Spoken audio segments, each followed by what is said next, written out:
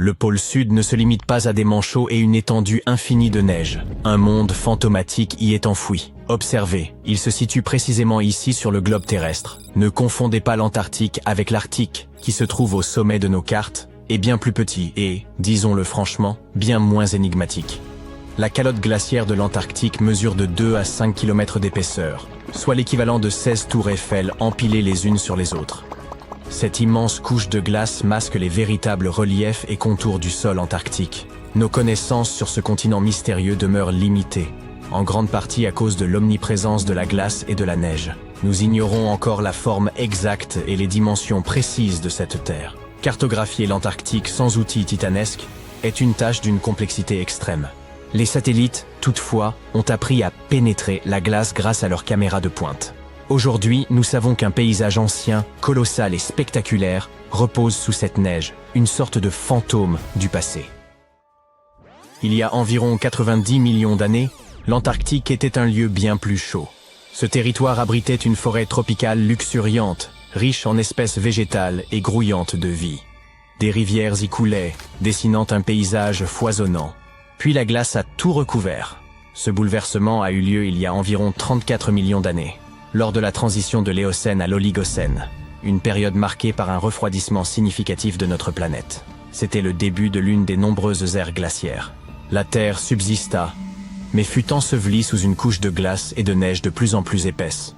Pour l'œil non averti, l'Antarctique est devenu un désert blanc, vaste, uniforme et dépourvu de relief. Les millénaires passèrent, et l'épaisse calotte glaciaire continua de se mouvoir, polissant et transformant le sol. Au fil de millions d'années, elle modifia l'apparence du continent. Aujourd'hui, si l'on examinait le sous-sol, il ne subsisterait pratiquement aucun vestige du pôle sud originel, à une exception près. Dans les régions où la glace est exceptionnellement épaisse et presque immobile, comme en Antarctique orientale, elle joue un rôle inverse. Elle agit comme une couverture particulièrement dense qui protège le sol. En temps normal, des facteurs tels que le vent ou la pluie érodent progressivement le sol, modifiant ainsi sa forme au fil des siècles. Cependant, grâce à cette couche de glace protectrice, ces processus naturels ne parviennent pas à atteindre les strates sous-jacentes. Ainsi, le sol est demeuré presque intact pendant des millions d'années, comme s'il avait été figé dans le temps. Cette zone spécifique, située près des bassins subglaciaires d'Aurora et de Schmidt, est désormais surnommée le spectre du paysage antarctique. Cet endroit est resté presque intact depuis qu'il a été recouvert de neige. Il y a 34 millions d'années. Il constitue une empreinte historique unique, capable de révéler l'apparence du sol de l'Antarctique avant qu'il ne devienne ce désert glacé.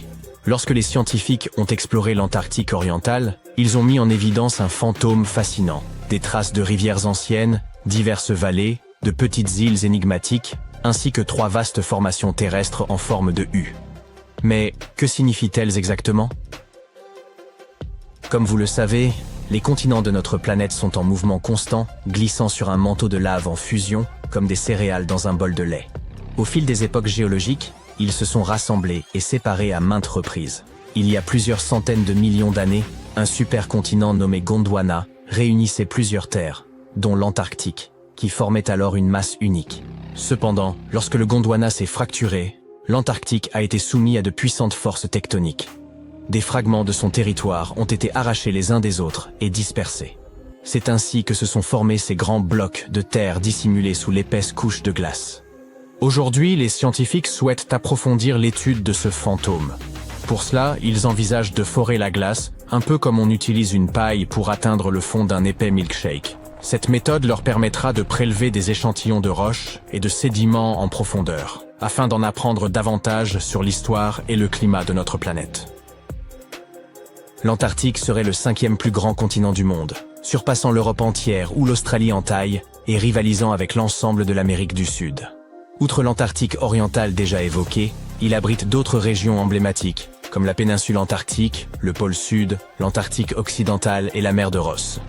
Ce continent est en quelque sorte un immense terrain gelé, dont les paysages mystérieux et enfouis restent moins explorés que ceux de Mars. Ce que nous savons avec certitude, c'est que sans sa couverture de glace, il révélerait un monde riche en relief, composé de vastes montagnes, de gigantesques canyons et même de volcans en activité. Certains de ces volcans, d'une taille colossale, émergent au-dessus des épaisses couches de neige. Rien qu'en Antarctique occidentale, on en dénombre au moins 138, bien que seulement 8 ou 9 soient encore actifs aujourd'hui. L'un des volcans les plus fascinants est le mont Erebus, le plus méridional du continent et également le plus élevé, culminant à environ 4000 mètres. Sous l'épaisse calotte glaciaire, ce géant abrite des cavernes sous-volcaniques d'une beauté exceptionnelle, où les températures sont suffisamment douces pour rester en t-shirt. La péninsule antarctique s'apparente à un assemblage d'îles montagneuses profondément enfouies sous la surface. Elle est composée de roches volcaniques, relativement récentes, faisant partie de l'anneau de feu du Pacifique. Un cercle gigantesque, regroupant des volcans et des zones sismiques autour de l'océan Pacifique. L'Antarctique orientale, quant à lui, représente une région immense, presque aussi vaste que l'Australie. Il s'étend de la côte est du continent jusqu'au pôle sud. Sous ces glaces, on trouve des formations rocheuses extrêmement anciennes, dont certaines se situent dans la zone évoquée plus tôt. Vous savez sans doute que l'Antarctique est presque totalement dépourvue d'humains. Rien d'étonnant à cela, au regard de la température moyenne avoisinant les moins 43 degrés Celsius. Mais malgré ces conditions extrêmes et la désolation de l'endroit, la vie persiste, et devinez où? Dans les profondeurs de la Terre. En 2017, des chercheurs ont découvert des traces d'ADN d'algues, de mousses, et même de petits animaux inconnus dans de profondes grottes. Cela prouve que, malgré des conditions aussi hostiles, des écosystèmes uniques parviennent à prospérer dans des poches de chaleur isolées sous la neige.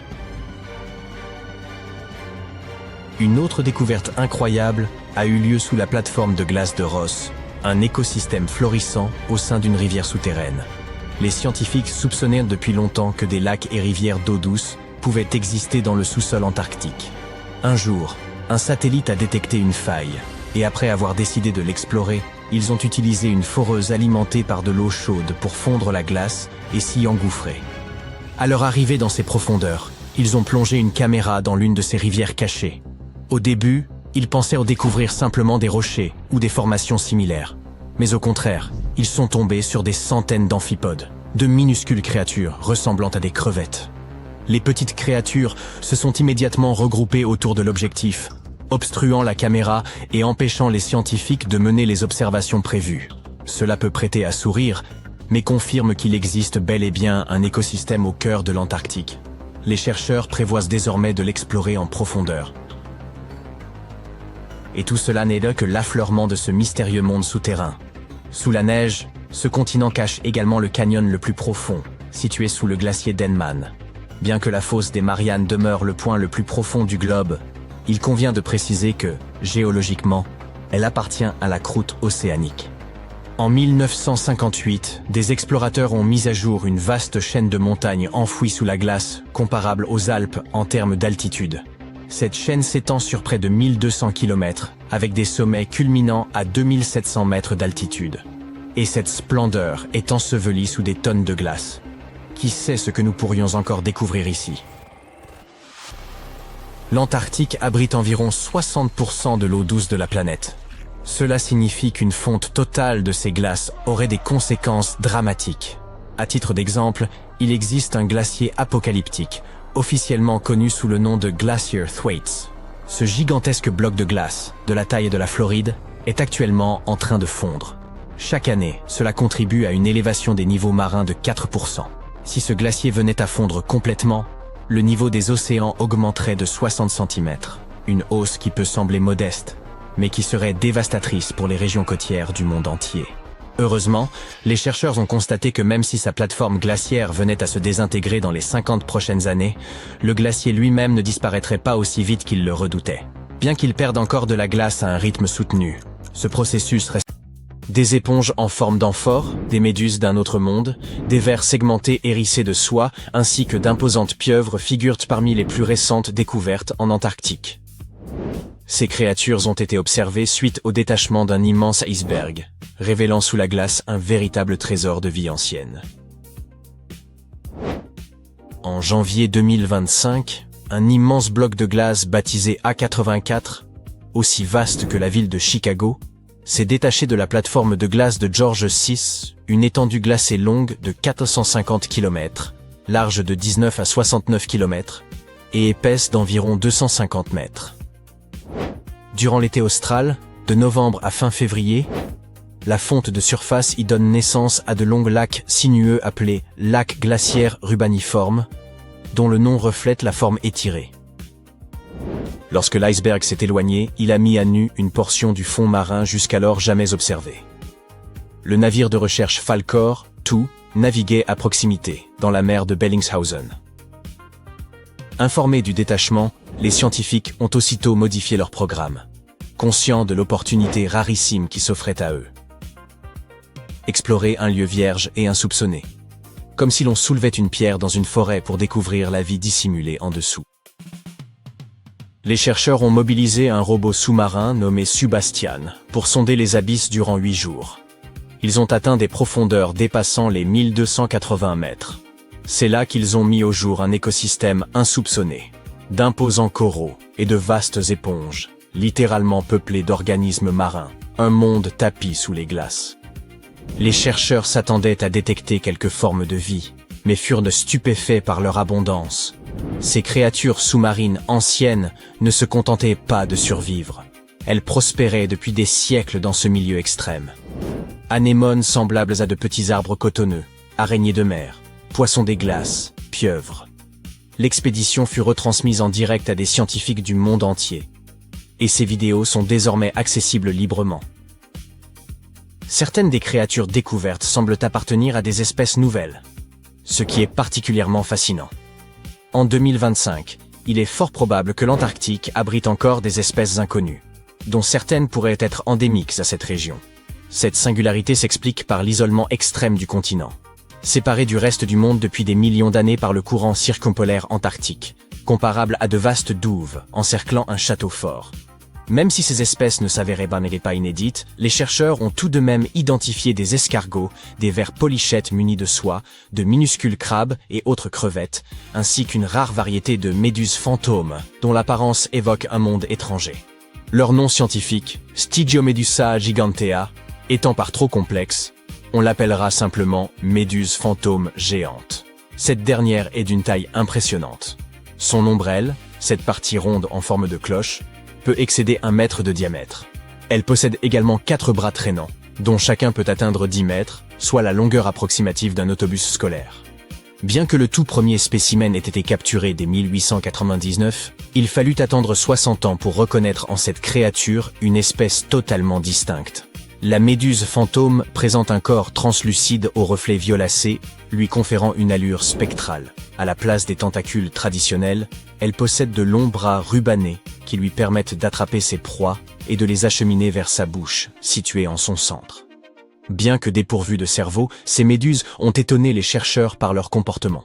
La méduse fantôme géante semblait mouvoir ses bras avec lenteur et précision, surtout lorsqu'elle traversait d'étroits passages sur le fond marin. Elle paraissait agir avec prudence, de manière presque intentionnelle. Une telle attitude intrigue. Aurait-on affaire à une créature dotée d'une forme de sensibilité? Voilà de quoi susciter le malaise. Les méduses disposent d'un réseau nerveux rudimentaire, mais pas d'un véritable cerveau. Pourtant, les mouvements fluides et contrôlés de la méduse fantôme ont amené les scientifiques à penser qu'elle pourrait être plus intelligente, voire mieux coordonnée que les espèces connues. L'étudier permettrait de mieux comprendre comment des êtres dénués de cerveau peuvent malgré tout explorer, réagir et s'adapter à des environnements aquatiques complexes.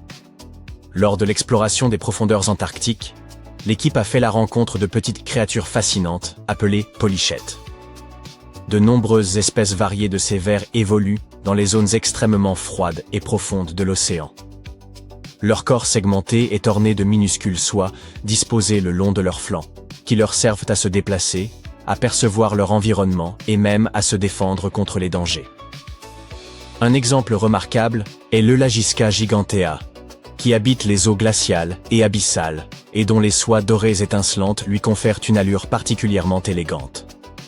Durant leur expédition sous-marine, les chercheurs ont également découvert d'impressionnantes éponges aux formes évoquant de grands vases. Ces organismes, dont la croissance est notoirement lente, doivent leur gigantisme à une présence continue sur place, s'étalant sur plusieurs siècles, voire davantage. La taille considérable de ces éponges révèle que la faune environnante ne s'est pas installée récemment.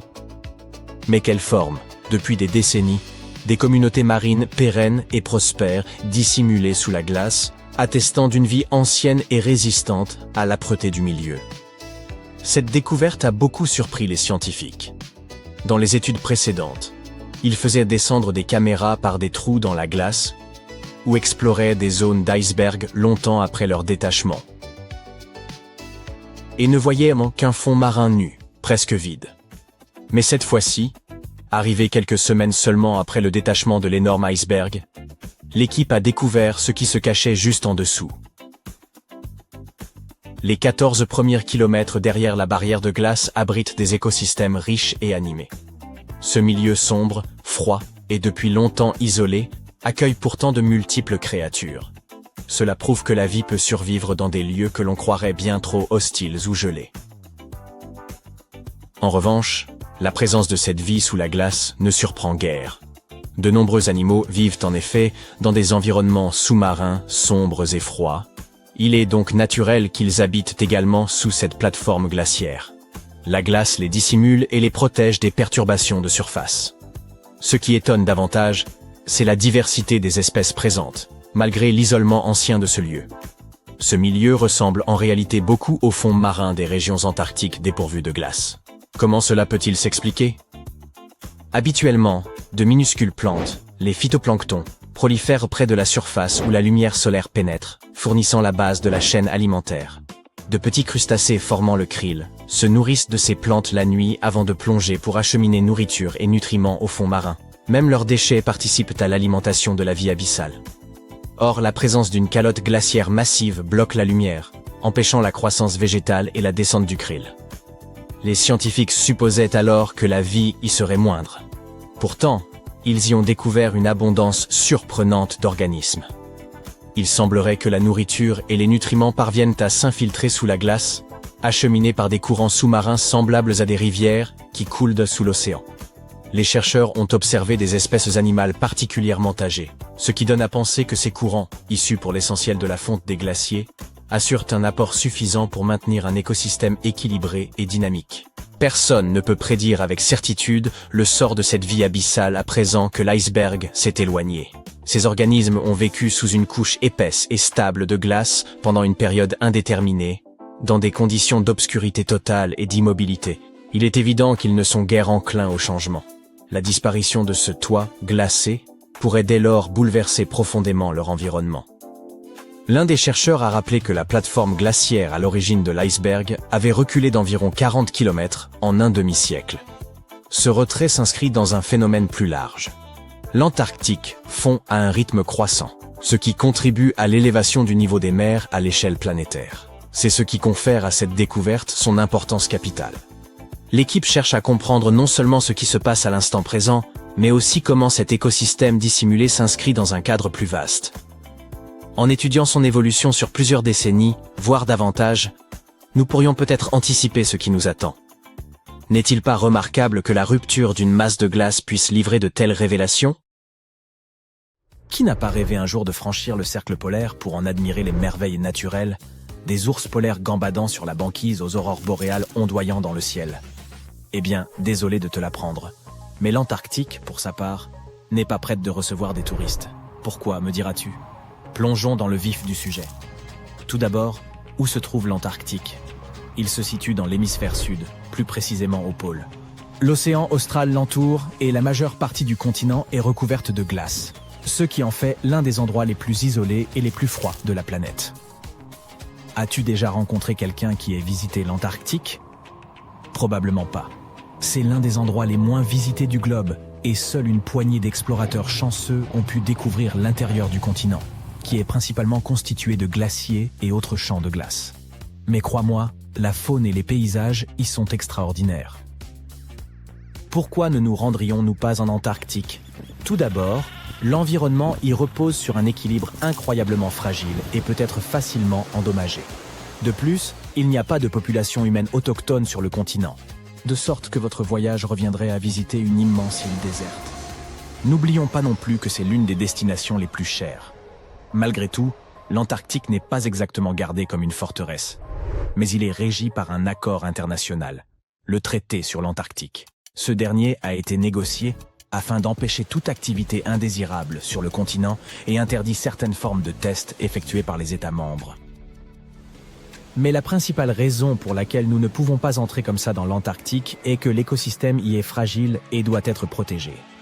Le traité stipule que l'Antarctique ne doit être exploité qu'à des fins pacifiques et qu'il doit être exempt de toute activité humaine susceptible de nuire à l'environnement. Les scientifiques n'ont pas fini d'en apprendre sur l'écosystème unique du continent, et notre activité ou nos machines pourraient perturber l'équilibre délicat qui y règne. Si tu as toujours envie de te rendre en Antarctique, sache qu'il n'est pas facile d'obtenir une autorisation. Les citoyens américains, par exemple, doivent remplir un formulaire spécial et l'envoyer au Bureau des affaires océaniques et polaires. Une fois sur place, il leur faut respecter des règles strictes pour préserver l'environnement, comme ne pas perturber la faune ou emporter de souvenirs tels que des pierres, des plantes ou des animaux. Et techniquement, peut-on vivre en Antarctique? Bien qu'aucune loi n'interdise aux gens d'y résider à titre permanent, il s'agit d'un environnement très inhospitalier et inadapté à l'installation humaine. Les températures peuvent descendre à moins 60 degrés Celsius, voire encore plus bas, ce qui rend presque impossible la survie de quiconque sans l'équipement et l'expérience appropriée. De plus, la Terre la plus proche se trouve à plus de 1600 km, ce qui coupe complètement les habitants du reste du monde. Qui sait, peut-être aurons-nous un jour la chance de visiter ce continent unique et fascinant. Mais en attendant, on se contentera de l'admirer de loin. Parlons maintenant un peu de la découverte de l'Antarctique. Contrairement à d'autres endroits déjà peuplés, l'Antarctique n'a jamais eu de population humaine autochtone. Les philosophes grecs de l'Antiquité avaient pourtant une notion de ce continent et l'ont baptisé Antarctos, qui signifie « en face de l'ours ». Les ours dont il est question ne sont pas les ours polaires, mais les constellations de la Grande et de la Petite Ourse, qui ne sont observables que dans l'hémisphère nord. Cette région est donc le contraire du pays de l'ours. À la fin du XVIIIe et au début du XIXe siècle, les navires de chasse à la baleine et aux phoques ont commencé à s'aventurer plus au sud lorsqu'ils doublaient le cap Horn, à l'extrémité de l'Amérique du Sud. On savait que pousser plus loin signifiait souvent des vents plus forts, mais aussi le risque de heurter des icebergs de toute taille. Sius courants imprévisibles pouvèrent s'avérer dangereux pour le navire et l'équipage. Le capitaine James Cook aura été le premier à franchir le cercle polaire antarctique le 17 janvier 1773 dans la région de la mer de Ross. Il a atteint un point plus au sud un an plus tard, et bien qu'il n'ait pas vu la Terre, l'a approché de moins de 80 km et a aperçu des dépôts rocheux retenus par des icebergs, indiquant qu'il existait bien une Terre plus au sud. Il est généralement admis que la première observation de l'Antarctique a eu lieu en janvier 1820, lors du voyage de deux navires commandés par le capitaine Fabian Gottlieb von Bellingshausen et CE, dans le cadre d'une expédition de 2 ans autour du monde à la recherche de nouvelles terres. Les navires du capitaine auraient été les premiers à avoir franchi le cercle antarctique depuis Cook. Le premier débarquement incontesté en Antarctique n'a eu lieu que bien plus tard, le 24 janvier 1895, au Cap Adar, lors d'une escale d'un baleinier commandé par Henrik Bull et judicieusement nommé Antarctique. Un petit canot avec 6, ou peut-être 7, hommes à bord s'est alors contenté de ramer jusqu'au rivage par temps calme. Tu ne le croiras peut-être pas, mais l'Antarctique est en fait un désert. Avec toute cette glace, on pourrait penser qu'il s'agit d'un paysage de conte de Noël, avec des batailles de boules de neige et du chocolat chaud toute la journée. Lorsqu'on pense à un désert, on imagine plutôt des chameaux, des cactus et des gens qui font des pieds et des mains pour trouver de l'eau. Mais en Antarctique, c'est une toute autre histoire. La difficulté n'est pas de trouver de l'eau, mais de trouver quelque chose qui ne soit pas recouvert de glace. Les précipitations moyennes y ont été d'un peu plus de 10 mm au cours des 30 dernières années. Ça ne représente que quelques gouttes de pluie par rapport aux averses que nous connaissons. Techniquement, ce ne sont donc pas les dunes ou la chaleur torride qui font un désert. C'est l'absence de précipitations. Mais ne t'inquiète pas, si tu te perds en Antarctique, tu n'auras pas à craindre d'avoir soif. Veille simplement à emporter une veste et des moufles, car il fait assez froid pour te transformer en sorbet. Non seulement l'Antarctique est l'un des endroits les plus secs de la planète, mais c'est aussi le plus froid, le plus venteux et l'un des plus élevés. Par ailleurs, les manchots et les chercheurs de l'Antarctique ont parfois bien du mal lorsqu'il s'agit de se repérer dans le temps. En effet, contrairement à ceux qui se passent sur le reste de cette grande planète bleue, il n'y a pas de fuseau horaire en Antarctique. Toutes les lignes de longitude se rejoignent en un seul point au pôle sud. ce qui complique quelque peu la tâche lorsqu'il s'agit de déterminer l'heure qu'il est vraiment. Tu te dis peut-être, mais comment les scientifiques et les chercheurs font-ils pour garder la notion du temps là-bas? Bonne question. Ils s'en tiennent généralement au fuseau horaire du pays d'où ils sont partis. Cependant, avec des stations du monde entier réparties sur le continent, les choses peuvent vite devenir un peu bizarres. Imagine que tu essayes de te coordonner avec les pays voisins sans les réveiller accidentellement au milieu de la nuit. On pourrait penser que peu de choses peuvent survivre dans un endroit où la température est aussi basse, où le soleil pointe à peine et où le vent peut emporter aussi vite qu'un fétu de paille. Eh bien, comme dans de nombreux endroits sur Terre, la vie a également trouvé le moyen d'exister en Antarctique. Crois-le ou non, ce continent gelé est en pleine effervescence. Il abrite des milliards de krill qui attirent à leur tour de nombreux phoques et plus de manchots qu'il n'est possible d'en compter. Mais ne te fie pas à leur apparence mignonne et câline. Les manchots sont des nageurs hors pair, dont le corps fuselé rendrait jaloux les plus grands médaillés olympiques. Ils se rendent sur le rivage pour se reproduire et se rafraîchir, mais leur véritable talent consiste à se chipper des cailloux entre eux et à former des cercles mathématiquement précis pour conserver leur chaleur. L'Antarctique abrite également la plus grande espèce de manchot sur Terre. Il s'agit du manchot empereur. Certes, ces oiseaux sont bien incapables de voler, mais cela ne signifie pas qu'ils ne savent pas sauter. À vrai dire, certains d'entre eux peuvent effectuer des bonds de 3 mètres hors de l'eau. Et n'oublions pas les phoques, avec leur corps poilu et leur chant mélodieux. Ces mammifères marins sont également protégés par le traité sur l'Antarctique et prospèrent dans les eaux fraîches de l'océan austral. Mais les véritables vedettes du spectacle sont les baleines. Pendant l'été antarctique, ces énormes créatures viennent en masse pour se repaître d'une abondance de krill. C'est un véritable buffet pour les baleines. Bienvenue dans l'un des endroits les plus mystérieux et inexplorés de la planète. Bien, qu'a-t-il donc de si spécial? Il n'y a là que quelques pics glacés et l'immense étendue neigeuse de l'Antarctique. Oui, c'est vrai. Mais il y a aussi un mystère à l'ampleur planétaire. Vous pouvez essayer tant que vous voudrez, vous ne découvrirez pas cette chaîne de montagnes inconnues, un territoire gigantesque et inexploré où aucun humain n'a jamais mis les pieds. Elle se cache en vérité sous une autre couche de montagnes. Un peu comme une poupée russe, mais à l'échelle d'un continent. Ces montagnes conservent les secrets de l'Antarctique. Et ils peuvent nous révéler des choses époustouflantes sur l'histoire de notre planète. Cet immense territoire porte le nom de chaîne Gamburtsev. La couche de glace qui se trouve au-dessus la préserve des phénomènes naturels et de l'action humaine. C'est comme une terre à l'intérieur d'une autre terre. Et elle cache bien plus que des montagnes. On y trouve des vallées, des collines et des plaines.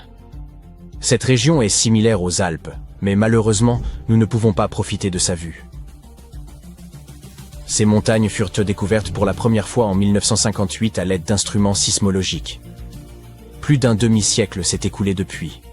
Pourtant, elles restent l'un des objets tectoniques les moins étudiés sur Terre. Pourquoi? À cause de la glace. Il y a énormément de glace. Qui sait, peut-être d'ancestraux artefacts inconnus y sont-ils enfouis? Et pourquoi pas une ville secrète ou des vaisseaux spatiaux? C'est peu probable, bien sûr. Mais ce serait tout de même intéressant d'aller y jeter un œil. Imaginez des centaines ou même des milliers de kilomètres de terre restés inchangés pendant des centaines de millions d'années. Même si on n'y trouve pas de nouvelles espèces d'animaux ou les vestiges d'une ancienne civilisation, cet endroit a tout de même forcément une histoire. L'histoire de la formation des continents de notre planète. Et les scientifiques ont déjà compris une partie de cette histoire. Ces montagnes enfouies d'Antarctique étaient à l'origine des montagnes ordinaires, mais à la suite d'un événement d'une ampleur inédite, elles se sont simplement... Attendez une minute. Vous êtes-vous déjà demandé comment les chaînes de montagnes se forment? Nous les voyons dans la vie réelle, dans les films, sur Internet, nous les escaladons. Mais comment ont-elles vu le jour? Les montagnes n'ont pourtant pas toujours existé sous cette forme. Elles sont apparues à la suite d'une collision à grande échelle de plaques tectoniques. Deux énormes blocs super solides se déplacent l'un vers l'autre, puis s'écrasent, et boum! Des milliards de tonnes de croûte terrestre commencent à l'élever, à se mélanger et à former des reliefs et des gorges. Et le processus peut durer des millions d'années. Oui, c'est une catastrophe, mais une catastrophe extrêmement lente. Certaines plaques tectoniques sont à ce jour encore prises dans ce processus. Par exemple, L'Himalaya continue de croître, car les plaques indiennes et eurasiennes continuent de s'emboutir. Et ça a commencé il y a environ 50 millions d'années. La chaîne Gamburtsev sous la glace a vécu un événement similaire, seulement ça date d'il y a plus longtemps.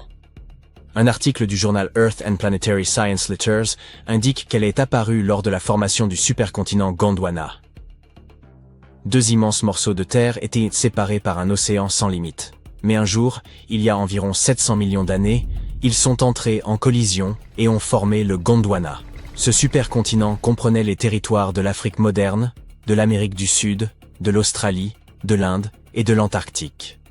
Ces gigantesques morceaux se sont emboutis et ont libéré tout un flot de roches chaudes, partiellement en fusion. Et tout cela a grandi et grandi, formant des montagnes.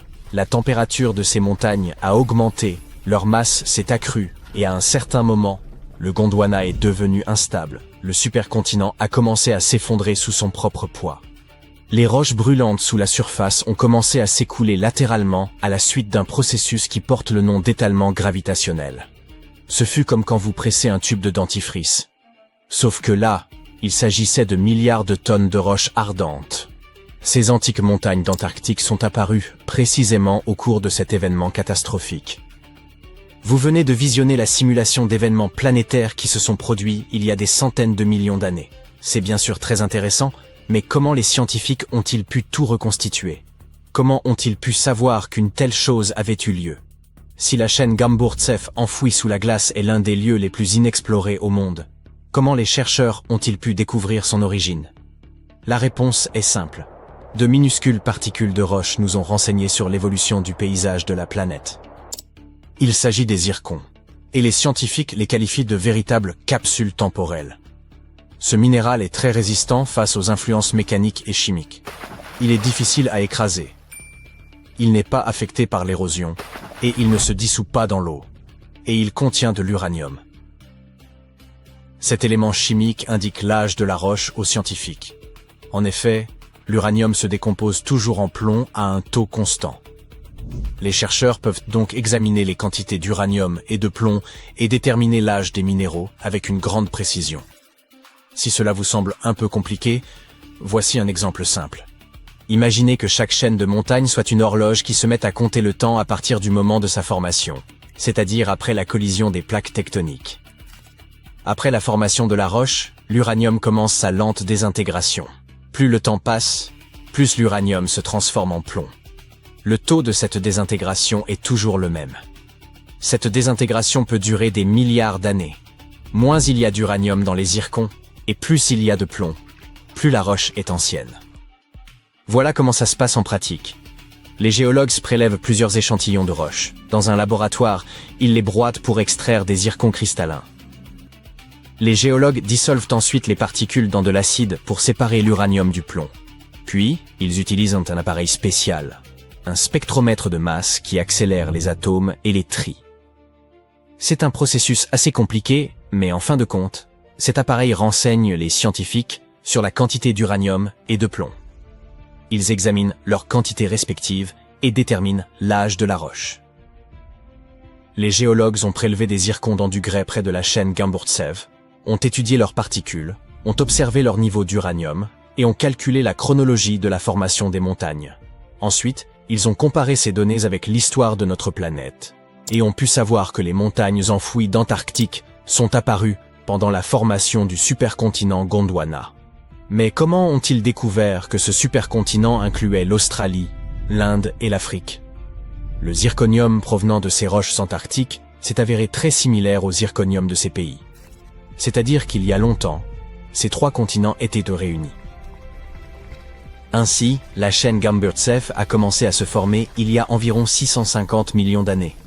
Il y a environ 580 millions d'années, elle a atteint la hauteur de l'Himalaya. Et 80 millions d'années plus tard, la croûte terrestre est entrée en fusion. Et tandis que la plupart des chaînes de montagnes sur la planète changeaient et s'effondraient, la chaîne Gamburtsev est restée intacte sous la glace. L'eau, le sol, le vent, les tremblements de terre, la gravité et d'autres forces naturelles détruisent les chaînes de montagnes. Ce processus est appelé érosion. Mais les montagnes ensevelies en Antarctique n'ont rien connu de tel. les basses températures et la calotte glaciaire qui les entoure les ont préservés. C'est l'une des chaînes de montagnes anciennes les mieux conservées de la planète. Très bien, mais pourquoi explorer ces montagnes? Quelle différence cela nous fait-il que le supercontinent Gondwana se soit un jour effondré? Il est possible que des plantes, des corps gelés d'insectes ou des bactéries anciennes aient été préservés sous d'épaisses couches de glace. Et pourquoi pas des animaux anciens? De nombreuses espèces pourraient avoir vécu sur le Gondwana. Étudier ces anciennes montagnes antarctiques peut nous montrer à quoi ressemblait notre planète il y a environ un demi-milliard d'années. Quand l'Antarctique était un continent vert, quelles créatures y vivaient? Qu'est-il arrivé à ces formes de vie? Est-il possible de ressusciter ces animaux anciens après tant d'années? Si les scientifiques ont réussi à calculer la date de l'apparition du supercontinent en utilisant de minuscules particules, alors imaginez ce qu'ils pourraient découvrir en examinant cette chaîne de montagnes cachées. Tout cela semble très intéressant, mais il y a un problème. Pour extraire un petit morceau de ce monde inconnu, il vous faudrait percer au travers d'immenses couches de glace. Il vous faudrait acheminer des équipements extrêmement lourds vers l'un des continents les plus inaccessibles au monde, construire des stations, obtenir une source d'énergie et mener des recherches à grande échelle. Et cela serait incroyablement coûteux. Par conséquent, ce territoire caché restera probablement un mystère pendant encore longtemps. Espérons juste qu'un milliardaire voudra un jour découvrir les secrets de l'Antarctique et y organiser une expédition de grande envergure.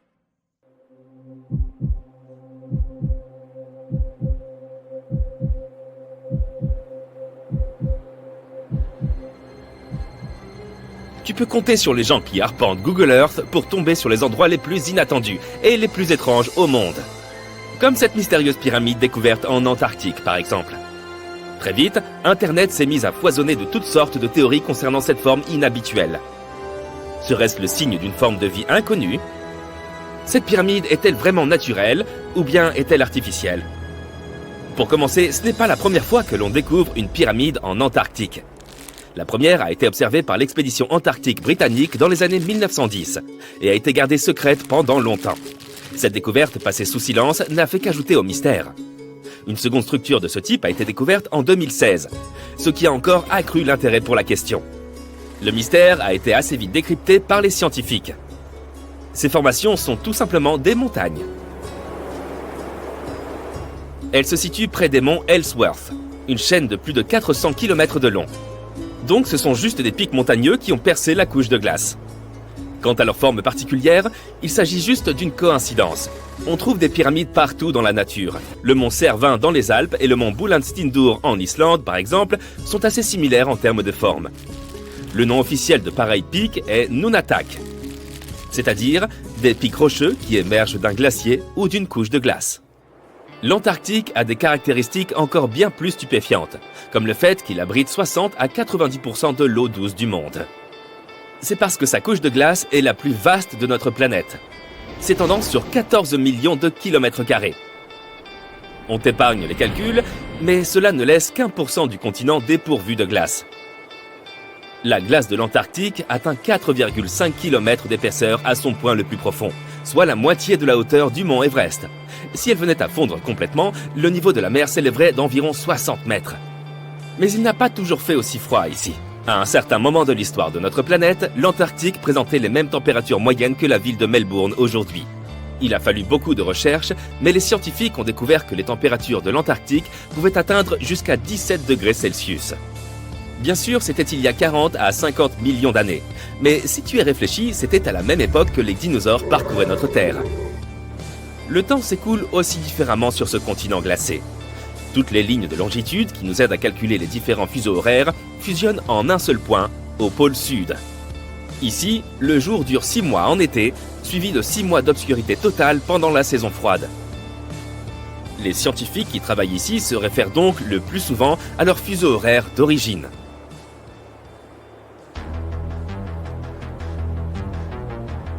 Les chutes de sang ne sont pas un vulgaire chapitre d'un film d'épouvante, mais simplement une série de chutes d'eau situées dans l'une des régions les plus sèches de l'Antarctique. Elles émergent d'un lac souterrain, rempli d'un type de bactéries particulier. Ces petits organismes absorbent des sulfates en guise de nutriments au lieu de sucre, ce qui les rend fascinants pour les scientifiques. L'eau contenue dans ces eaux est tellement saturée de fer qu'elle rouille tout simplement lorsqu'elle entre en contact de l'air. Ainsi, la couleur rougeâtre de la cascade lui donne aussi son nom.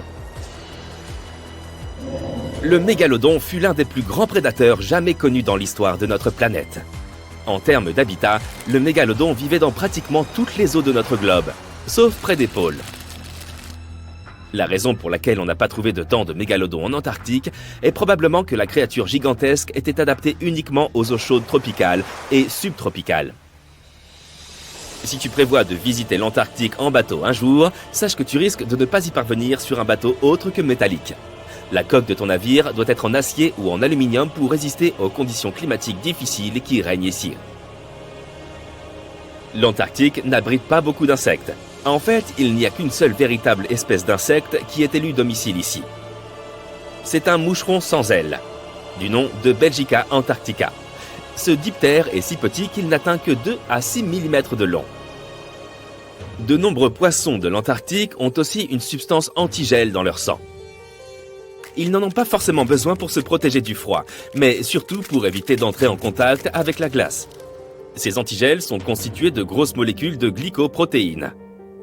Elles entourent les petits cristaux de glace qui pourraient se former en s'assurant qu'ils ne se répandent pas dans les tissus de l'animal, ce qui pourrait causer beaucoup de dégâts. Elles agissent également comme une sorte de petit coussin, bloquant les cristaux de glace pointus afin qu'ils soient moins susceptibles de provoquer une douleur quelconque.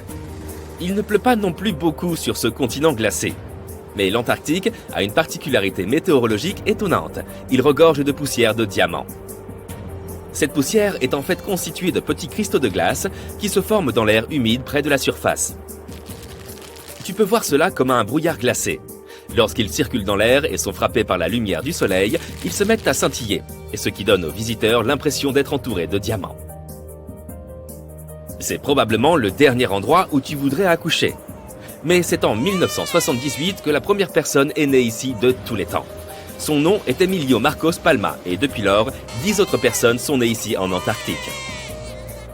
Il se trouve un lac sur ce continent glacé qui est tellement saturé de sel qu'il lui est impossible de geler, même si les températures peuvent descendre jusqu'à moins 15 degrés Celsius. C'est parce que l'eau pure gèle à 0 degrés Celsius. L'eau qui contient du sel, ou toute autre substance d'ailleurs, gèlera quand même, mais à une température bien plus basse. Cette température inférieure est variable en fonction de la substance elle-même et de la quantité qui s'en trouve dans l'eau. L'Antarctique fut le dernier continent à être découvert officiellement. Il est resté complètement inexploré jusque dans les années 1920.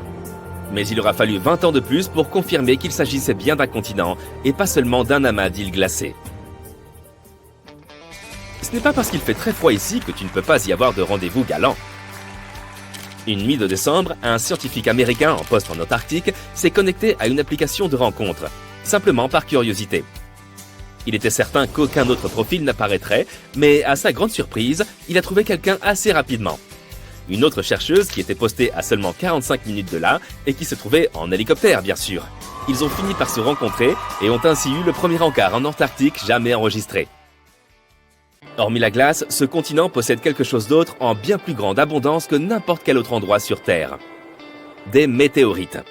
Si l'on se réfère aux recherches effectuées par les scientifiques, les météorites ont les mêmes chances d'atteindre n'importe quel point de notre planète. Cependant, une fois qu'elles ont traversé notre atmosphère, la situation se complique un peu. C'est parce que les différents climats de notre planète, comme ceux que l'on trouve près des jungles, ont beaucoup d'humidité et d'oxygène, capables de corroder la plupart des météorites. Le climat de l'Antarctique est vraiment sec, et donc la possibilité que les météorites s'y corrodent est faible, voire carrément nulle. De plus, il est beaucoup plus facile de repérer ces roches sur la surface blanche et glacée de ce désert que dans n'importe quel autre endroit sur Terre. Si le froid ne te fait pas peur, tu vas sûrement flipper quand tu entendras parler des vents qui règnent ici. C'est parce que l'Antarctique est essentiellement l'endroit le plus venteux de la planète. On a rapporté que la vitesse des vents ici pouvait même atteindre les 320 km/h. Oh, de mystérieuses chaînes montagneuses cachées sous d'immenses masses de glace, d'étranges créatures translucides à la peau diaphane, des plaines enneigées qui semblent chanter. L'Antarctique recèle ses propres secrets terrifiants. Et désormais, un trou de glace colossal, grand comme la Suisse, ne cesse de s'ouvrir. Les scientifiques viennent enfin d'en percer la cause. Ce trou, nommé Polynie de Maud Rise, fut observé pour la première fois en 1974 puis en 1976 dans la mer de Weddell. Depuis, il joue à se dérober, apparaissant, disparaissant, puis réapparaissant des années plus tard. Et chaque fois, il change mystérieusement de taille. Pendant des décennies, les chercheurs ont tenté de comprendre son origine. Puis, en 2016 et 2017, l'Apollinie a atteint une ampleur exceptionnelle, plus de 30 000 km². Elle est restée ouverte plusieurs semaines durant l'hiver, marquant la première apparition d'une Pollinie aussi vaste et durable dans la mer de Weddell depuis les années 1970. Voici ce qu'il faut savoir sur la glace de mer Antarctique. En été, elle atteint son minimum, environ 2590 000 km², ce qui, oui, est considéré comme peu. En hiver, elle s'étend jusqu'à 10 130 000 km², couvrant près de 4% de la surface terrestre d'étranges plaques blanches. La majorité se forme pendant la longue nuit polaire sur les plateformes de glace flottantes entourant le continent. Ces ouvertures dans la glace, appelées pollinies, se créent généralement quand de puissants vents venus de l'intérieur repoussent les plaques gelées. Ce même vent glacial fige davantage d'eau de mer à l'intérieur, ajoutant encore à l'épaisseur de la banquise. Mais la Pollinie de Maud Rise se situe loin des côtes, là où ces vents ne peuvent agir. En plein océan, de pareils trous sont rares. Ajoutez à cela la réduction générale de la glace dans l'océan austral. De quoi dérouter les chercheurs. Quelles conditions précises engendrent ce vaste et persistant trou de glace? Pour résoudre l'énigme, ils ont analysé une montagne de données. Satellites, capteurs dérivants, et même les relevés d'animaux marins équipés de balises. Ils disposaient aussi d'années d'observation antérieures. Et leur découverte fut étonnante. En 2016 et 2017, le courant circulaire de la mer de Weddell, appelé Gyre de Weddell, était plus fort qu'à l'accoutumée. Cette énergie accrue permit à une eau plus salée et plus chaude des profondeurs de remonter vers la surface. La Pollinie de Maud Rise se trouve au-dessus d'une montagne sous-marine du même nom. Durant les années où elle s'est largement ouverte, le renforcement du courant a concentré le sel autour de ce sommet englouti. En surface, les rafales ont balayé la glace, créant un mouvement en spirale qui a littéralement aspiré vers le haut cette eau plus salée. Ce surplus de sel a abaissé le point de congélation, permettant à la Pollinie de se former et de se maintenir. Ces ouvertures jouent un rôle crucial pour la planète. L'eau dense et salée qu'elles produisent peut parcourir d'immenses distances, se propageant à travers les océans et influençant les climats du globe. Mais ces vastes entailles glacées ne sont pas les seuls phénomènes étranges et fascinants de l'Antarctique. Et que dire des lacs souterrains, ou plus spécifiquement des lacs subglaciaires? En effet, il existe des lacs entiers, dissimulés sous plusieurs kilomètres d'épaisseur de glace. Les scientifiques les ont repérés pour la première fois en 1970 grâce au radar, et ils estiment aujourd'hui qu'il en existe près de 400 dans les zones étudiées, sous environ 3000 mètres de glace. Ceux-ci seraient apparus après la séparation de l'Antarctique d'avec le Gondwana, l'ancien supercontinent. Fait surprenant, leur eau ne gèle pas, car la pression exercée par la glace au-dessus est trop forte. Simple question de physique. Le plus vaste, le lac Vostok, découvert dans les années 1990, repose à un peu plus de 3 km sous la glace. Les chercheurs y ont foré pour prélever de l'eau, mesurée à environ 3,33 degrés Celsius, bien que ce lac soit resté emprisonné depuis plus de 28 millions d'années. On compte aussi le lac Williams où une découverte étonnante a été faite en 2014. Une colonie entière de micro-organismes y prospère, à près de 1600 mètres sous la glace. Ces créatures n'ont jamais connu ni lumière ni air libre. Elles tirent donc leur énergie du méthane et de l'ammonium pour subsister. Un autre prodige, visible celui-là, se trouve dans la vallée sèche de McMurdo, une cascade digne d'un film d'horreur. De l'eau d'un rouge écarlate, semblable à du sang jaillissant d'une plaie dans la glace, s'écoule sur 5 étages, depuis le glacier Taylor jusqu'au lac Bonnet. Une vision troublante, bien qu'elle ait, en réalité, une explication scientifique. L'eau qui alimente les Blood Falls provenait autrefois d'un lac salé aujourd'hui, isolé de toute interaction avec l'atmosphère, les glaciers s'étant formés par-dessus. Enfermée à plus de 400 mètres sous terre, cette eau est devenue extrêmement concentrée en sel, 3 fois plus que celle de la mer, ce qui l'empêche de geler. Elle est également riche en fer et ne reçoit ni oxygène ni lumière. Lorsqu'elle s'échappe lentement à travers une fissure du glacier et entre en contact avec l'air libre, le fer s'oxyde. Autrement dit, il rouille, donnant à l'eau cette teinte rouge sombre si troublante. Avec des paysages si inquiétants, l'Antarctique évoque un désert de glace. Des températures polaires, des précipitations quasi inexistantes et des vents capables de vous renverser. C'est d'ailleurs là qu'a été relevée la température la plus basse jamais enregistrée sur Terre, 89,2 degrés Celsius.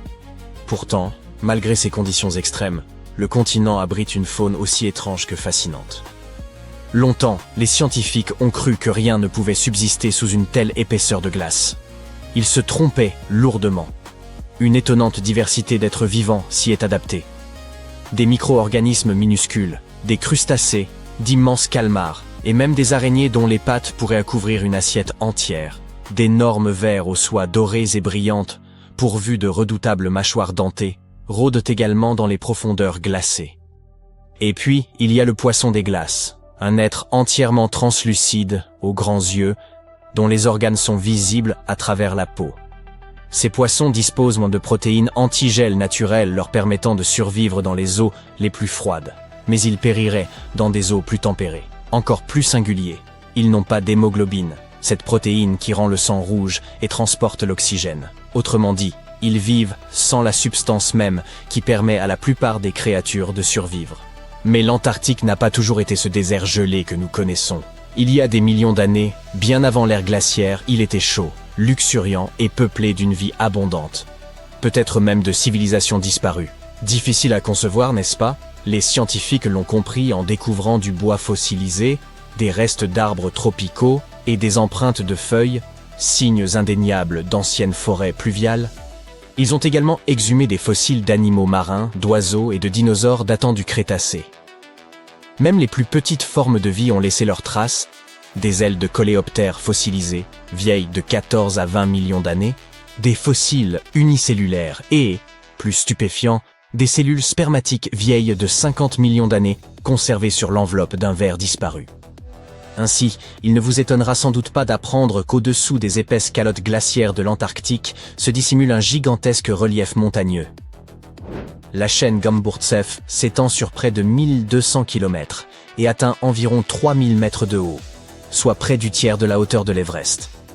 Et pourtant, cet ensemble monumental repose sous une épaisseur de glace variant entre 2000 et 4000 mètres. Découverts en 1958, ces reliefs ont été détectés grâce à une zone de glace anormalement mince et à d'étranges relevés gravitationnels observés lors d'une traversée du continent. Bien que nul ne les ait jamais contemplés directement, les chercheurs en ont cartographié la forme grâce au radar et analysent leur structure interne à l'aide de mesures gravitationnelles et magnétiques. Le plus stupéfiant, c'est que la chaîne Gamburtseff date d'environ 1 milliard d'années. En théorie, elle aurait dû s'éroder depuis longtemps. Le fait qu'elle demeure encore intacte reste une énigme. La plupart des chercheurs avancent l'hypothèse qu'un manteau gelé, enfoui sous la glace, la protège de l'érosion et conserve ainsi cet ancien massif dans un état remarquable. Et pour conclure, sachez que l'Antarctique possède sa propre symphonie. La barrière de glace de Ross, la plus vaste du continent, atteint plusieurs centaines de mètres d'épaisseur et couvre près de 500 000 km², une superficie comparable à celle de la France. Les chercheurs ont récemment découvert que cet immense plateau de glace chantait réellement. Ce chant étrange naît du vent qui balaie les dunes de neige, provoquant des vibrations dans la glace et un bourdonnement sismique presque continu. On ne peut l'entendre à l'oreille, mais les capteurs sismiques en enregistrent la mélodie plaintive. Cette découverte d'ailleurs fut accidentelle. Les scientifiques avaient installé ces capteurs pour observer d'autres phénomènes liés à la glace. Plus étonnant, la mélodie varie selon les conditions du moment. La fonte, les tempêtes ou le déplacement des neiges modifient la fréquence des vibrations. Les chercheurs exploitent désormais ce chant envoûtant comme un système d'alerte anticipé. En l'écoutant en temps réel, ils peuvent surveiller la stabilité de la barrière de Ross et détecter les signes d'un éventuel effondrement. L'Antarctique était autrefois une terre verdoyante peuplée de dinosaures. Mais c'est maintenant un continent gelé plus grand que les États-Unis et qui n'appartient à personne.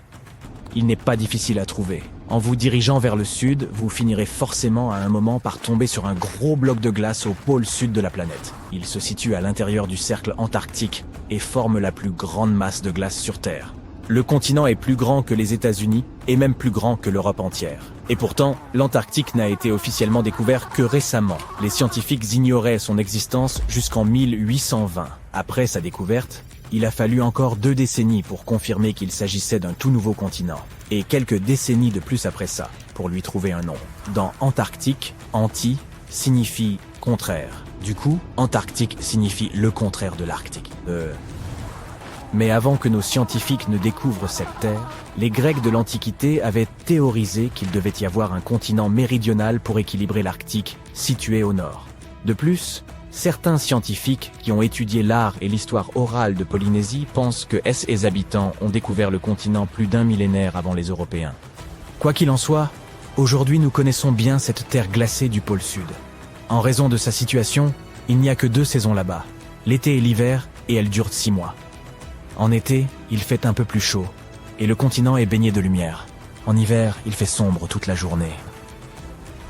98% de l'Antarctique est constitué de glace. Ce continent concentre à lui seul 60% de toute l'eau douce de la planète. Et pourtant, malgré ça, l'Antarctique est le plus grand désert du monde. Par définition, un désert est une zone où la végétation est rare et où il y a peu de neige ou de pluie. Notez que l'abondance de sable n'est pas une condition nécessaire, même si le continent possède du sable et même des dunes. L'Antarctique est le continent le plus venteux de la planète. La vitesse du vent peut atteindre 322 km/h. C'est plus rapide qu'un ouragan. Le peu de neige qui tombe sur ces terres ne fond jamais. Elle s'accumule pendant des siècles et des millénaires. La couche de glace est donc très épaisse. L'Antarctique regorge de secrets. Tout un monde se cache sous cette glace. Par exemple, un grand nombre de montagnes du continent dépassent les 2500 mètres. C'est plus haut que 3 Burj Khalifa empilés les uns sur les autres. Actuellement, c'est le gratte-ciel le plus haut du monde. Mais si nous ne voyons pas toutes ces montagnes, c'est parce qu'elles sont cachées sous une couche de glace de près de 5000 mètres d'épaisseur. Il y a aussi un lac là-dessous, à 3350 mètres de profondeur. C'est le lac Vostok, du nom de la station de recherche Vostok sous laquelle il est situé. À l'origine, il ne s'agissait que d'une hypothèse. Il y a plus d'un siècle, un scientifique a suggéré que l'énorme pression créée par les tonnes de glace pouvait diminuer le point de fusion de la glace dans les couches les plus basses de la calotte, et ainsi créer de l'eau liquide et former un lac. Il n'a pas pu prouver lui-même sa théorie, mais des scientifiques ont plus tard repris ses travaux et ont confirmé que tout ça tenait la route. Il existe également un canyon en Antarctique, caché sous d'énormes masses de neige. Il est plus profond que le Grand Canyon d'Arizona. Une chaîne de montagnes divise le continent en 2 parties, l'Antarctique oriental et l'Antarctique occidental. Dans la partie occidentale du continent, les températures sont plus élevées et la fonte des glaces a commencé. Si l'Antarctique occidental fond et libère toute son eau, le niveau moyen de la mer augmentera d'environ 5 mètres. Cela suffira pour que certaines villes disparaissent complètement d'un bout à l'autre de la planète. La première à disparaître sous les eaux pourrait être la capitale thaïlandaise, Bangkok, qui se trouve à seulement 1,5 mètre au-dessus du niveau de la mer. Ensuite, ce sera Amsterdam aux Pays-Bas, puis Ho Chi Minh Ville au Vietnam, Cardiff au Royaume-Uni et la Nouvelle-Orléans aux États-Unis. Aujourd'hui, on travaille beaucoup en Antarctique, où des scientifiques résident de longs mois pour étudier ce continent mystérieux. Au fil des ans, quelques enfants y sont même nés. Mais ce n'est pas un pays, et ces terres n'appartiennent à personne. Elle est régie par le traité sur l'Antarctique, un accord de recherche et de collaboration pacifique, qui interdit toute revendication territoriale. Signé à l'origine par 12 nations, il compte aujourd'hui 59 signataires, dont la moitié ont un pouvoir de décision. Le continent est peuplé tout au long de l'année par des chercheurs du monde entier. Environ 5000 personnes y vivent en été et 1 millier en hiver. Cependant, personne n'y réside en permanence. Les gens vont et viennent, et les scientifiques y séjournent à tour de rôle. La température moyenne annuelle y est de moins 34 degrés Celsius. Mais il fut un temps où l'Antarctique était à peu près aussi chaud que la Melbourne d'aujourd'hui. C'était il y a environ 45 millions d'années. Et je n'étais pas encore né à l'époque. Mais le continent était couvert de forêts et les dinosaures parcouraient ces contrées. vivant sous des températures avoisinant les 17 degrés Celsius. C'était bien avant les manchots. Aujourd'hui, il fait tellement froid en Antarctique que pas un seul buisson n'y pousse. Il n'y a que de la neige. Les seules plantes qui peuvent prospérer sous des températures aussi extrêmes sont les lichens, les mousses et les algues. Les humains ne peuvent pas non plus survivre dans des conditions aussi rigoureuses pendant de longues périodes. C'est pourquoi le continent n'a jamais eu de population autochtone. Enfin, si l'on ne compte pas les manchots, les phoques, les baleines et quelques espèces d'oiseaux. La faune de l'Antarctique est la plus rare et la moins diversifiée de la planète, car seuls quelques organismes peuvent résister à ces conditions difficiles, et aussi parce qu'il est interdit d'y amener des espèces non indigènes. Par conséquent, si vous vouliez voyager en Antarctique avec votre chat, on ne le laissera pas entrer. Ce n'est pas moi qui décide des règles. Les quelques espèces qui vivent au pôle sud sont totalement propriétaires de l'endroit, c'est tout. Il n'y a pas plus de 5000 habitants humains et environ 20 millions de manchots. Mais ce sont des colons.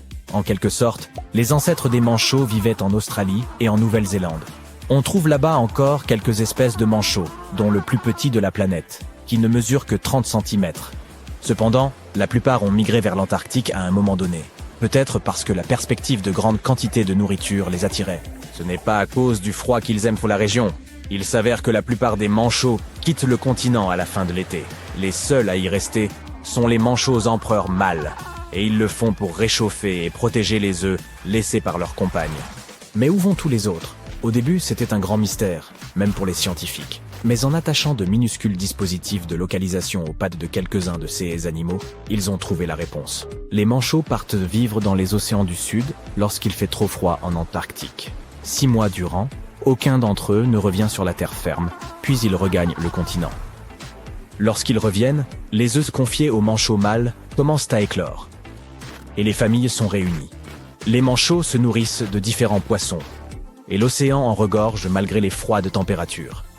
Dans certaines régions, l'eau peut atteindre des températures proches de zéro, parce qu'elle est salée. Mais les poissons ne gèlent pas, car leur corps contient des protéines anti-gel.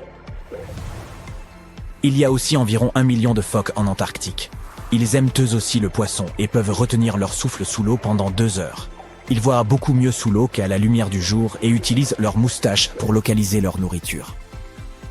Les trous qu'ils creusent dans la glace pour respirer peuvent se refermer pendant qu'ils nagent. Et ils doivent alors utiliser leurs dents pour faire un nouveau trou. Les phoques peuvent même dormir sous l'eau et remonter à la surface de temps en temps sans se réveiller. Impressionnant. Tout l'Internet est en effervescence à propos d'une découverte inhabituelle sur Google Maps en Antarctique. Au sud-est de la station Showa du Japon, quelqu'un a remarqué une porte géante se démarquant dans le paysage glacé. Certains l'appellent la maison de vacances de Bigfoot ou une navette de Star Trek. D'autres disent que c'est la porte d'un Boeing soufflé par le vent qui s'est d'une manière ou d'une autre retrouvé dans la neige. Les scientifiques ont une explication bien moins excitante. Il semble que ce que l'on appelle porte fait en réalité partie de la banquise rapide. Elle flotte près de la côte, où l'eau est peu profonde, et des îles sont disséminées tout autour. Ce lieu pourrait simplement être un iceberg qui s'est coincé et fond lentement là où il est. Vous pouvez voir d'autres icebergs à proximité dans la même zone. La glace s'écoulant autour d'un rocher solide sous-marin pourrait avoir formé un motif naturel. La glace est assez mince ici, et à cause des rochers en dessous, la glace forme des formes uniques. Les géologues ajoutent que la découverte mystérieuse n'est en fait qu'une crête rocheuse qui dépasse parce que le niveau de glace a diminué légèrement. Le sommet de celle-ci est la crête, et les côtés sont 2 queues de neige, de longues traînées de neige façonnées par le vent. Ces queues de neige montrent la direction dans laquelle le vent souffle généralement dans cette zone. La précédente découverte mystérieuse sur Google Maps en Antarctique était une pyramide qui s'est avérée être une montagne. Vous pouvez facilement la trouver si vous faites défiler jusqu'aux monts Ellsworth. C'est la plus haute chaîne de montagnes en Antarctique, et elle s'étend sur presque 402 km. Ce n'est pas la première pyramide sur ce continent, car des explorateurs de l'expédition britannique en Antarctique, entre 1910 et 1913, ont découvert une autre montagne de forme inhabituelle et l'ont surnommée la pyramide. Mais celle-ci n'avait même pas une forme pyramidale, en fin de compte, donc non, il n'y a pas de pyramides en Antarctique. Désolé de vous décevoir. En 2011, des scientifiques chiliens ont découvert un fossile étrange en Antarctique qui ressemblait à un ballon de football écrasé. Il a reçu le surnom de la chose parce qu'il ressemblait à quelque chose d'un film de science-fiction. Il s'est avéré qu'il s'agissait d'un œuf géant à coquille molle vieux d'environ 66 millions d'années. Il mesurait plus de 28 cm de long et 17 cm de large. Le seul œuf plus grand, jamais trouvé, était celui de l'oiseau éléphant de Madagascar, aujourd'hui disparu, qui mesurait 1,5 fois la taille de Michael Jordan, 2,9 mètres. L'œuf antarctique est également spécial, car c'est le premier œuf fossile jamais trouvé dans cette partie du monde. Donc, celui qui l'a laissé là devait être énorme, probablement un grand reptile marin qui vivait il y a longtemps, comme un mosasaure. Cela est surprenant car la plupart des scientifiques pensaient que ces créatures ne pondaient même pas d'œufs. L'œuf est également unique car il a une coquille mince et sans pores, ce qui est totalement différent de la plupart des œufs de dinosaures. Les scientifiques ont fait beaucoup de recherches et étudié 259 types de reptiles vivants, comme les lézards et les serpents, et leurs œufs. À partir de cela, ils ont déterminé que la créature qui a pondu l'œuf mesurait probablement au moins 7 mètres de long, 1 fois et 1/5 la taille d'une girafe, sans compter sa queue. Pendant la période du Crétacé supérieur, de 100,5 millions d'années à 66 millions d'années, cette partie de l'Antarctique aurait pu servir de nurserie. Les paléontologues ont trouvé des os de petits mosasaures et plésiosaures dans la même région, ainsi que des os de ceux déjà adultes. Si vous avez déjà perdu votre pièce d'identité et que vous ne parvenez toujours pas à la retrouver, essayez de regarder sous la glace antarctique. Eh bien, du moins, cela a fonctionné pour un homme qui a retrouvé sa carte d'accès à la sécurité après 21 années. Rod Budd, un technicien étudiant la vie marine sur le fond marin antarctique, a repéré la carte alors qu'il plongeait dans un endroit appelé le Cap Evans. Rod a pensé qu'il pourrait s'agir d'une carte de crédit, alors il l'a mise dans sa poche et a continué de travailler. En regardant de plus près, il a réalisé qu'elle appartenait en fait à quelqu'un nommé David McCall. La carte est restée avec l'institut de recherche où travaillait Rod pendant 8 années supplémentaires, avant qu'il ne parvienne enfin à retrouver David. Il s'est avéré qu'il n'avait jamais été en Antarctique. En 2003, quelqu'un a cambriolé sa voiture à Wellington, en Nouvelle-Zélande, et ils ont jeté le contenu de sa mallette dans le port. Ainsi, la carte a parcouru plus de 3862 km en 13 ans. Il n'existe pas de courants océaniques qui se déplacent directement de Wellington au Cap Evans. Si la carte a traversé différents courants océaniques, le voyage aurait pris environ 1000 ans. Ainsi, elle s'est peut-être attachée à quelque chose d'autre qui pouvait flotter plus facilement, comme un morceau de débris ou une plante qui peut pousser sur des objets et les rendre flottants. Ou peut-être que la personne qui a pris la mallette de David était sur un bateau se rendant en Antarctique. Ou que la carte s'est d'une manière ou d'une autre collée au fond d'un bateau de recherche qui a fini par y aller. Au cas où vous voudriez voir probablement la découverte la plus cool de l'Antarctique, vous devez vous rendre à l'exposition universelle de 2025 à Osaka, Japon. Ils y exposeront une météorite de la taille d'un ballon de rugby qui vient de Mars. Une équipe de recherche japonaise l'a trouvée en Antarctique en l'an 2000. Ils croient qu'un impact massif d'astéroïdes a arraché la météorite de sa planète d'origine avant qu'elle ne traverse l'espace et n'atterrisse sur Terre. C'est l'une des plus grandes météorites martiennes jamais trouvées, pesant 12 kg. Les scientifiques ont étudié le gaz à l'intérieur de la roche pour confirmer qu'elle vient de Mars, et ils ont également trouvé des minéraux spéciaux à l'intérieur qui se forment en présence d'eau. Cela signifie que Mars avait probablement de l'eau il y a longtemps. Ainsi, l'étude de la roche peut nous aider à en savoir plus sur la possibilité que la vie ait existé sur la planète rouge. Une équipe d'experts en acoustique a découvert un énorme canyon sous-marin en Antarctique grâce au mauvais temps. Ils ont dû suspendre leur travail à la station de recherche Casey. Au lieu d'attendre, ils ont décidé d'utiliser ce temps libre inopiné pour cartographier le fond marin près du glacier Adams. Et c'est ainsi qu'ils ont découvert un canyon de près de 2133 mètres de profondeur, presque 9144 mètres de large, et qui s'étend sur plus de 45 km à partir du glacier. Le brise-glace sur lequel il se trouvait utilise un outil spécial appelé écho-sondeur multifaisceau. Il émet des ondes sonores en forme d'éventail sous le navire, puis écoute les échos pour créer une carte détaillée du fond océanique. Pendant la cartographie, ils ont découvert seulement une partie du canyon avant de devoir retourner à la station de recherche. Mais lorsque le mauvais temps est revenu, le navire est retourné et a cartographié encore plus de la zone. Ils travaillaient parmi des vagues allant jusqu'à 4 mètres de haut et des vents allant jusqu'à 50 nœuds, mais ils ont tout de même réussi à obtenir environ 15 heures de données pour compléter leur carte. Sur le chemin du retour vers l'Australie, Ils se sont arrêtés une dernière fois pour combler les lacunes sur la carte. Cette technologie de cartographie avancée aide les scientifiques à en savoir plus sur l'histoire des glaciers et les interactions océaniques en Antarctique. Un scientifique parcourait des images satellites à la recherche de traces brunes des déjections de manchots et a découvert 4 nouvelles colonies de manchots empereurs en Antarctique. Cela signifie qu'il y a maintenant 66 colonies de reproduction pour cette espèce vulnérable. Ces nouvelles colonies existent probablement depuis des années, bien qu'elles soient pour la plupart petites, avec moins de 1000 couples de manchots reproducteurs chacune. Certaines de ces colonies sont proches d'autres zones de manchots, comme celle qui n'est pas loin d'une ancienne station de recherche qui n'a jamais signalé de manchots à proximité. L'une des nouvelles colonies a été découverte près d'un endroit appelé la barrière de glace Lazarev, où il y avait jadis une grande colonie de manchots. On pensait que cette colonie avait disparu en 2019, mais il semble que les manchots se soient simplement déplacés un peu à cause des conditions changeantes de la glace de mer. Si nous ajoutons les manchots nouvellement découverts à la population totale de cette espèce, cela ne change pas beaucoup la situation. Mais cela peut aider les scientifiques à voir comment les manchots empereurs s'adaptent aux conditions changeantes. Qu'est-ce qui te vient à l'esprit quand tu entends le mot Antarctique? Très probablement le froid, la neige, la glace et les manchots. Pourtant, c'est l'une des régions les moins explorées du monde et qui cache de nombreuses choses étranges et uniques. Tu n'as pas besoin d'aller en Antarctique pour voir la première chose bizarre. Il te suffit d'ouvrir Google Earth et de trouver l'une des îles les plus au sud de l'Antarctique. L'île du Roi George. Récemment, des internautes y ont remarqué une grande entrée de grotte assez étrange. Où mène ce large passage sombre? Les gens ont commencé à émettre diverses hypothèses. C'est l'entrée d'une base secrète ou d'un laboratoire. C'est une partie d'un vaisseau spatial qui s'est écrasé là il y a des milliers d'années. C'est la porte de l'ancienne cité de l'Antarctique.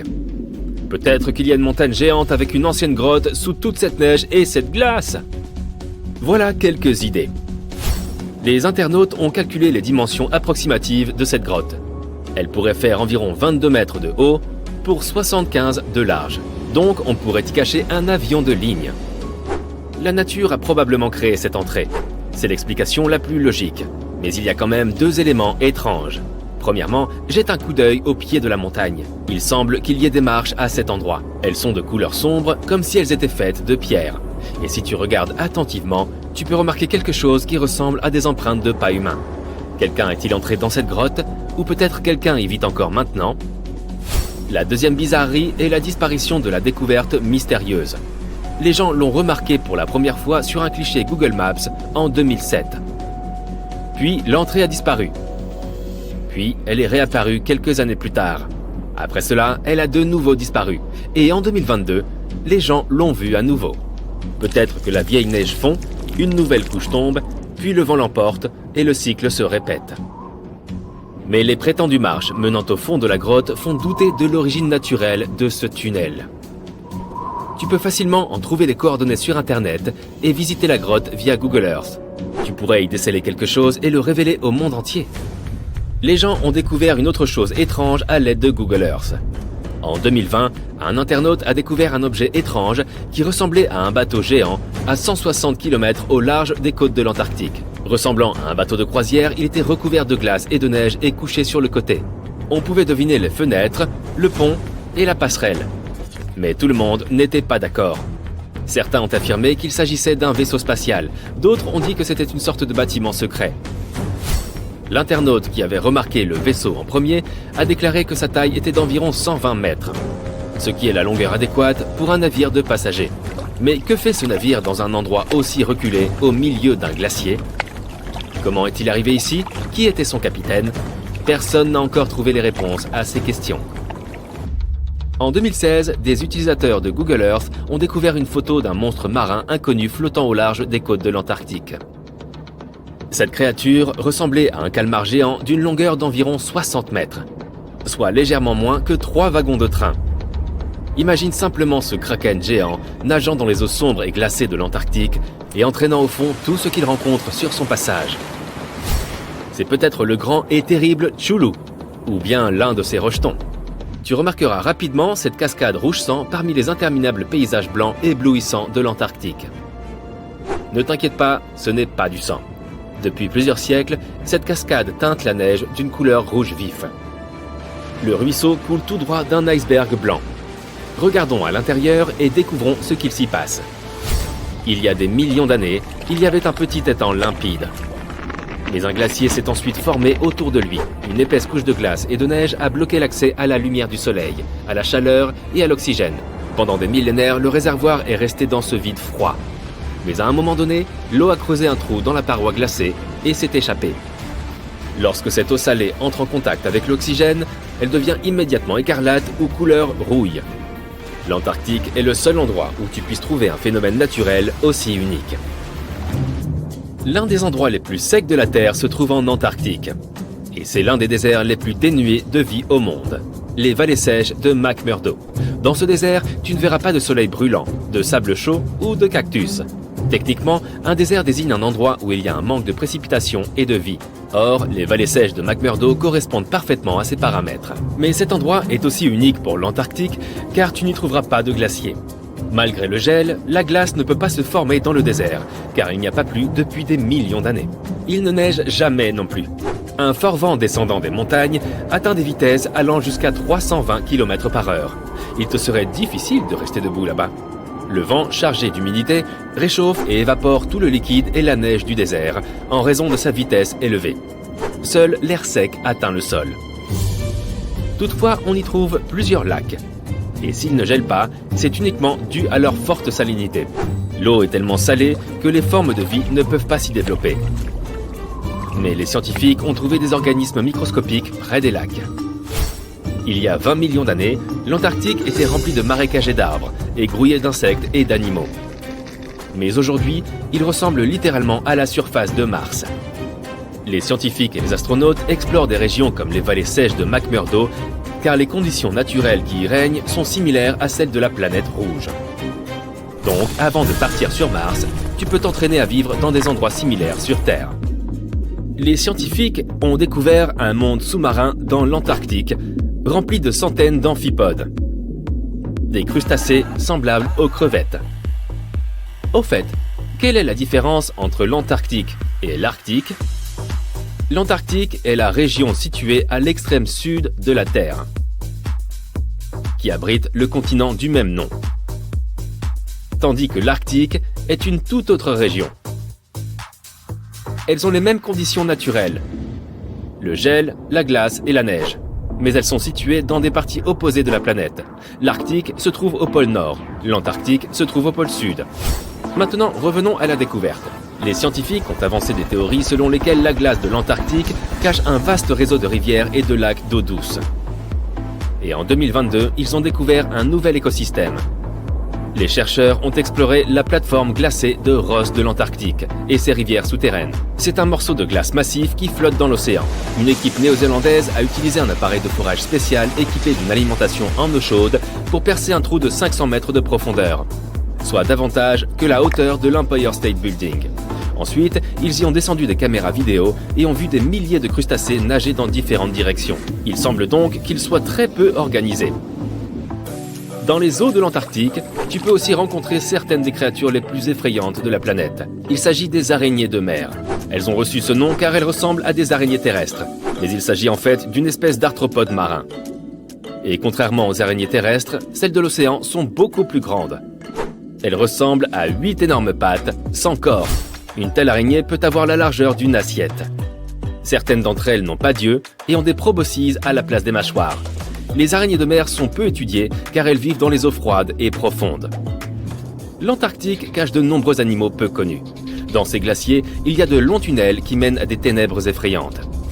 Sur ce continent froid, les gens ont trouvé les restes de dinosaures géants et d'autres créatures anciennes, comme les ancêtres des canards modernes. De nombreux lacs et rivières souterrains cachent une faune inexplorée. Même la glace ici peut être bizarre. Regarde ces icebergs rayés. Ils ont des rayures bleues, noires, vertes et turquoises. La couleur dépend des conditions de l'eau pendant la congélation. Par exemple, les lignes vertes apparaissent à cause des algues. Les bleus se forment lorsque l'eau gèle trop rapidement. Bon, tout ça fait froid dans le dos. Il est grand temps d'aller se réchauffer. Que dirais-tu d'aller à Hawaï ?